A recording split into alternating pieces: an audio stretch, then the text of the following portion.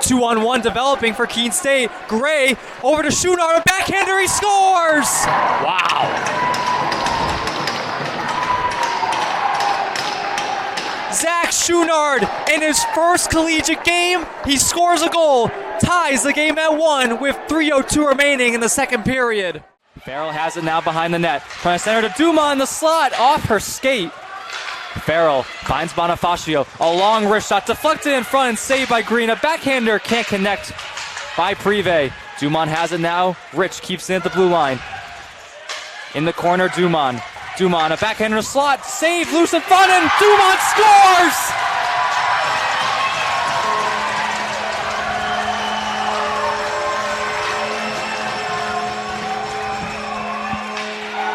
Traffic in front again, and Lindsay Dumont scores her second goal of the game. It's 3-0 Franklin Pierce with 5:22 left to go in the second period.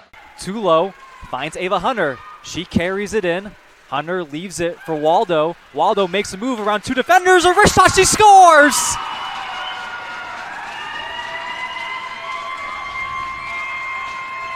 Seven goals on the season for Lauren Waldo, and the Hawks are off and running with 1:12 remaining in the first period. Leinart, cross pass Collins. Over to Connolly, lost the puck, gets it back in the corner. DeMarnis finds Martins. Collins again at the blue line. He walks in, backhands the puck to Leinart. Leinart surveys, gets it over to Connolly. One-timer, he scores!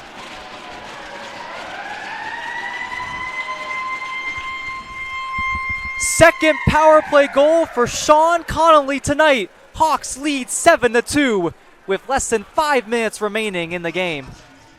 King, wrist shot, saved by Guerin. Loose in front in the blue paint, they score!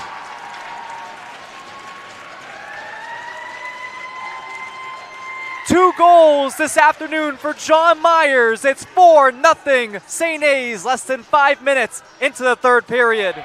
Now Tolchinsky has it in the corner, 13 seconds left. Ravens have it now, it's Cassidy Jones. 6 seconds, 5 seconds. Wrist shot over the net by Jones. A wrist shot, open net, Prive scores!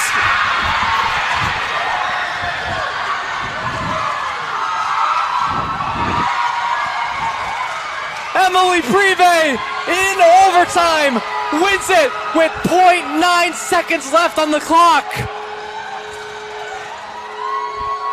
Her second goal against St. A's in this season series, and the Ravens, same result from a year ago. Sterling kicked out of the face-off circle. Frankel takes it for Franklin Pierce. It's won by St. A's. O'Connor, puck is loose in front, taken away by DeMarnis. O'Connor across the line, and a shot goes over the net on the chance from Davis. Back to the blue line, Hoffman sends it around the boards. Davis looking for DeMarnis. DeMarnis, one-timer, O'Connor wide of the mark. Hoffman again sends it behind the net. DeMarnis chips it forward to himself, leaves it for Davis. Puck squirts back to blue line, and Hoffman can't keep it in. Hoffman drills it around the boards. St. A's makes a change. Going to be delayed offsides here. Third line just couldn't seem to get tagged up. First was DeMarnis that jumped in a little bit too quickly before everyone could tag up, and Nolan Davis was also in the offensive end before everyone could tag up. Eventually the ref just had to blow the whistle dead.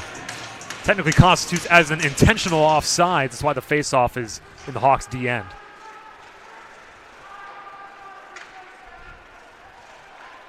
Connolly finds Rogels, and he sends it all the way down.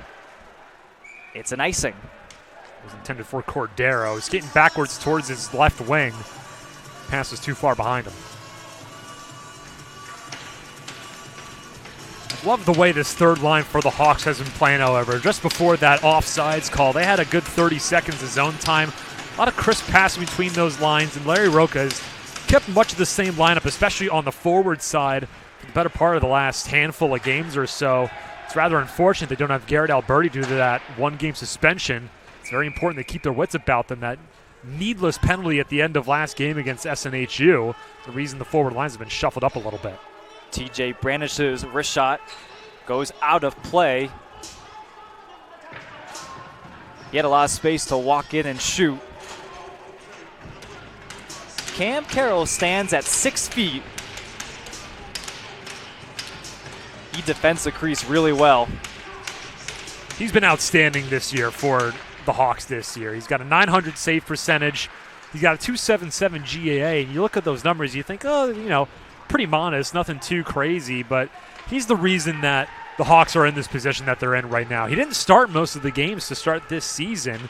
There's a good bit of Hansen and PJ Benitez as well, alternating games to start this year. But Cam Carroll, especially ever since the turn of the new year, he's kind of held the ship down. He's held the fort. NE10 goaltender of the week back in November. He made 51 combined saves in both games versus SNHU last weekend. In his last 7 games, he's allowed 2 or less in 5 of them. 5-2 record over the last 7 games, 25 saves in the win on Saturday against SNU.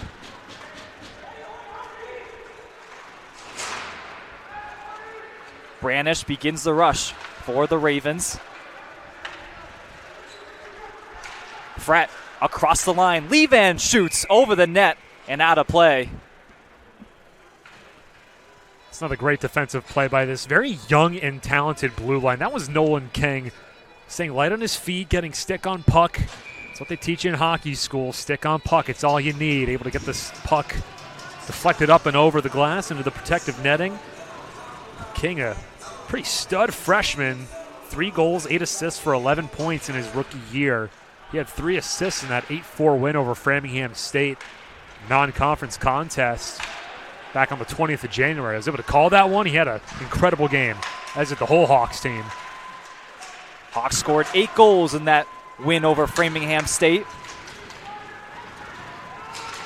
You talked about the defenders, Andrew. 4 of the 6 defenders for St. A's are freshmen. Yeah, Michael Martin Yeti is a senior and Hunter Hoffman a sophomore, but O'Connor, King, Rogels, and Connolly, all rookie years on the blue line for head coach Larry Roca. And when you look at guys like Rogels and King and Connolly, over double digits in points this year. Alec O'Connor only 1 goal and 3 assists this year for 4 points. But he leads the team in shots on goal with 68. He loves to generate a lot of offense, even if it doesn't necessarily come up on the score sheet. Shot is blocked by Chris Foster. Collins keeps it alive for Leinart. Back to Collins. Collins walks in. Leinart, one-timer. He scores!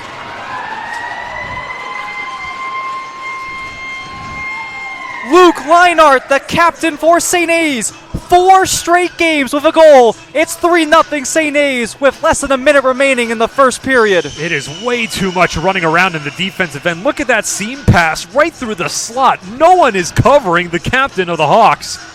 And the Collins and Leinart connection, even with Will Rosen, he's slotted in on that second line, but Collins and Leinart have just been doing all these give and goes all night long, all first period. Already contributing 2 goals on the board for the Hawks. The top point scorer is getting it done here against an NE10 rival.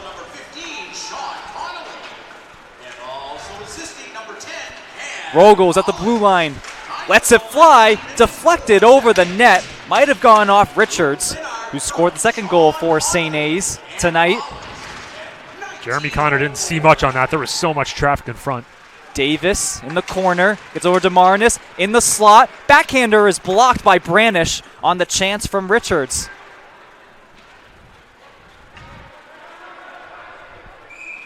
It's an icing with 12.3 seconds left on the clock in period number 1. Here's Davis. Didn't play yesterday for St. Anselm. Wrist shot goes wide.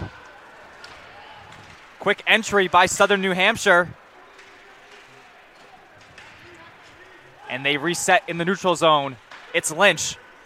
Cross pass Slingerland. Fanned on the wrist shot, taken away by Hoffman.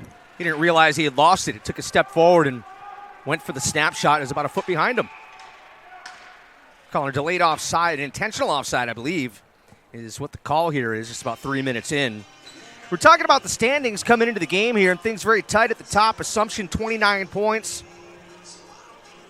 St. Mike's with 23, St. Anselm 19, and Franklin Pierce with 18. And a win today for Southern New Hampshire. They come in with 13 points today. You talk about making things a tight race. Southern New Hampshire wins today. They are right back in the mix. 2 points behind Franklin Pierce, 3 behind St. Hayes. Kings, wrist shot blocked in front. Here's Slingerland. Slingerland walks in, wrist shot deflected off the shoulder of Cam Carroll.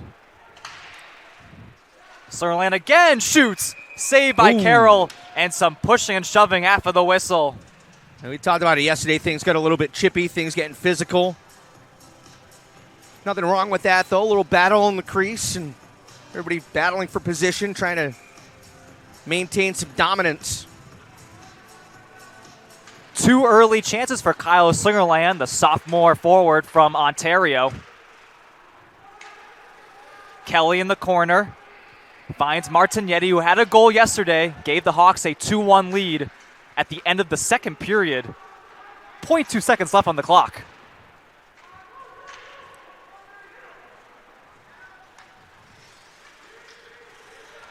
Lifted to center ice. Martignetti gets it back. Now King. King swings it around the boards. Hawks make a partial change.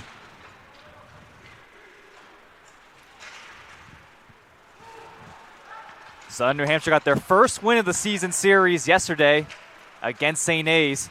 3-2 the final. Martins in the corner. Surveys a wrist shot into the netting and out of play. Of course, Pink in the Rink Day here, as you mentioned, Rich. Ceremonial puck drop, number of festivities today, raising awareness and raising some money for breast cancer research and awareness, honoring some of the survivors. Matter of fact, 2 survivors of a breast cancer diagnosis dropping the puck. Everybody knows somebody. We said that during the game earlier on today, and I don't think there's anybody who's not affected. So always great to raise awareness and try to bring the community together for something like that. A lot of people in attendance for this game, Rich. Yeah, nice crowd on hand here today. And as you said, everything decked out in pink. You see that down the other end of the rink with the pink Hawks behind the net. Davis sends it back to the point. A long wrist shot. Connolly off the glove of Guerin. Little handcuff there as he tried to reach out and pick that one out of the air. Connolly keeps it at the blue line. Over to DeMarinis. Sends it to the corner. No one there. Southern New Hampshire in the attacking zone. Centering pass, looking in front. That was Phillips, the sophomore from Raleigh, North Carolina. Did not play yesterday. He is the extra forward for the Penmen. Collins on the entry, a wrist shot over the net. Leinart keeps it alive. Alberti in the corner. Back to the blue line, O'Connor. Goes off the stick of Alberti. Collins keeps it alive behind the net. In a battle with Boucher. Hawks regroup at center ice, and it's floated into the corner. Hunter Hoffman. That top D pair, Rich, of St. A's has been so huge in big moments all season long. Hoffman and O'Connor. Alberti backhander off the pad of Gehring. It's loose in the blue paint, and Southern New Hampshire gets out of harm's way. Not a whole ton of offense between them, but that's not what you're looking for. You're looking for good, solid, stay-at-home defensemen, and they provide that anchor for the Hawks. Hops over the stick of Manning. He gets it back. Manning walks in, a wrist shot, fought off by Guerin. Second chance. Tremblay, it goes wide. Guerin didn't see where that rebound went. Tremblay again trying to feed Manning. It goes off his stick. Penman get to center ice. Brought back in by Tremblay. Tremblay surveys. Circles behind the net. Martignetti, a wrist shot, deflected in front. It's loose in the crease. It goes back to Martignetti. Over to King. King, a wrist shot, glove save. Guerin with traffic in front. A lot of traffic in front, and you could see him really tracking that puck from the right point over to the left side with about 4 or 5 bodies in front of him. He's able to stick that catching glove out and pick that out of the air. Nice play as well. He was sprawled out and had to move quickly left to right. You see the save right there. 1, 2, 3, like 5 or 6 bodies in front of him. That was Brendan Lynch with the clear for Southern New Hampshire.